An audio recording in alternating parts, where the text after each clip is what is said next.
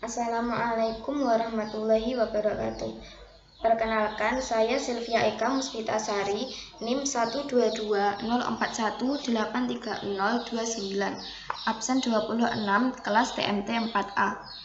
Di sini saya akan membahas mengenai aplikasi graf atau terapan graf. Nah, aplikasi graf ini sebenarnya sangat luas, yaitu dapat dipakai dalam beberapa disiplin ilmu atau dapat dipakai juga dalam kehidupan sehari-hari. Nah, penggunaan graf ini adalah untuk memodelkan suatu persoalan. Misalnya saja, kita dapat menggunakan graf di bidang ilmu, yaitu ilmu komputer, ilmu kimia, ilmu kelistrikan, dan dalam kehidupan sehari-hari, misalnya dalam pertandingan olahraga. Langsung saja yang pertama, yaitu rangkaian listrik.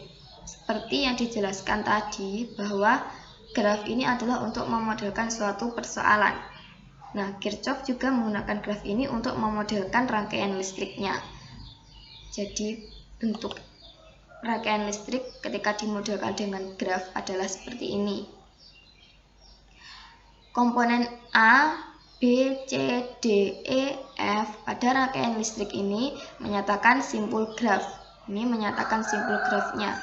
Kemudian arus listrik yang mengalir pada setiap komponen ini adalah sisi grafnya. Jadi seperti itu ketika rangkaian listrik dimodelkan dengan graf.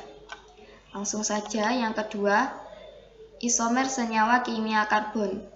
Nah, ini merupakan terapan graf di bidang ilmu kimia. Arthur Cayley juga menggunakan graf untuk memodelkan molekul senyawa alkana dengan rumus CnH2n+2. Jadi seperti ini model grafnya. Atom karbon C dan atom hidrogen H ini menyatakan simpul grafnya. Di sini C-nya, di sini H, ini menyatakan simpul grafnya. Kemudian ikatan antara atom C dan H ini merupakan sisi grafnya. Jadi seperti itu ketika salah satu senyawa kimia dimodelkan dengan graf. Langsung saja yang ketiga, yaitu transaksi konkuren pada basis data terpusat. Nah, ini merupakan terapan graf dalam bidang komputer. Basis data terpusat ini melayani beberapa transaksi yang dilakukan secara konkuren atau dilakukan secara bersamaan. Nah, transaksinya ini bisa berupa operasi penulisan ataupun operasi pembacaan pada data yang sama. Permasalahannya adalah deadlock, yaitu keadaan yang timbul akibat adanya beberapa transaksi yang saling menunggu transaksi lainnya, sehingga sistemnya menjadi hang. Nah, bagaimana sistem dalam mendeteksi apakah terjadi deadlock atau tidak? Yaitu dengan membangun sebuah graf transaksi dan memeriksanya apakah graf tersebut membentuk suatu siklus. Jika terbentuk siklus, maka graf tersebut menunjukkan bahwa adanya beberapa transaksi yang saling menunggu atau disebut dengan deadlock. Langsung saja ke contohnya. Misalnya, transaksi T0 menunggu transaksi T1 dan T2, transaksi T2 menunggu transaksi T1, transaksi T1 menunggu transaksi T3, transaksi T3 menunggu transaksi T2.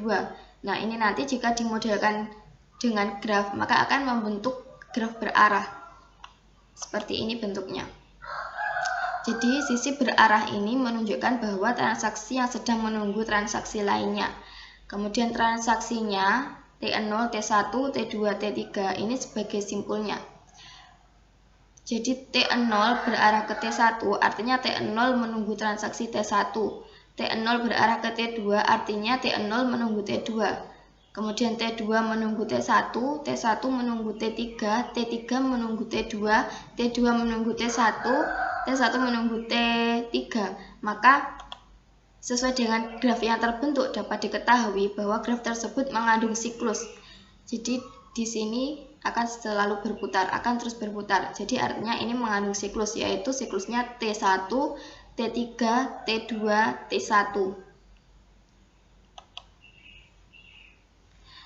Langsung saja yang keempat, turnamen round robin. Ini merupakan terapan graf dalam pertandingan olahraga.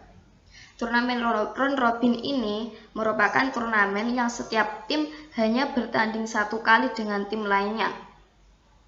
Nah, turnamen ini nanti juga dapat dimodelkan dengan graf berarah. Jadi nanti setiap tim yang bertanding itu adalah sebagai simpul grafnya, dan pertandingannya itu adalah sebagai sisi berarahnya. Misalnya sisi berarah 16 bermakna tim 1 berhasil memukul tim 6. Langsung saja ke model grafnya. Jadi sisi berarah 16 artinya tim 1 berhasil memukul tim 6. Kemudian sisi berarah 12 artinya tim 1 berhasil memukul tim 2. Kemudian sisi berarah dari 1 ke 5 itu artinya tim 1 berhasil memukul tim 5, dan begitu pun seterusnya, bisa dilihat sendiri.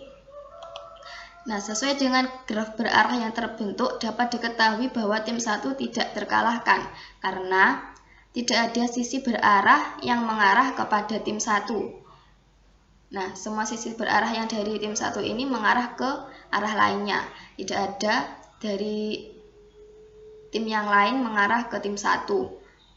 Dan tim 3 tidak pernah menang karena tidak ada sisi berarah dari simpul 3 atau dari tim 3 ke simpul lainnya atau ke tim lainnya.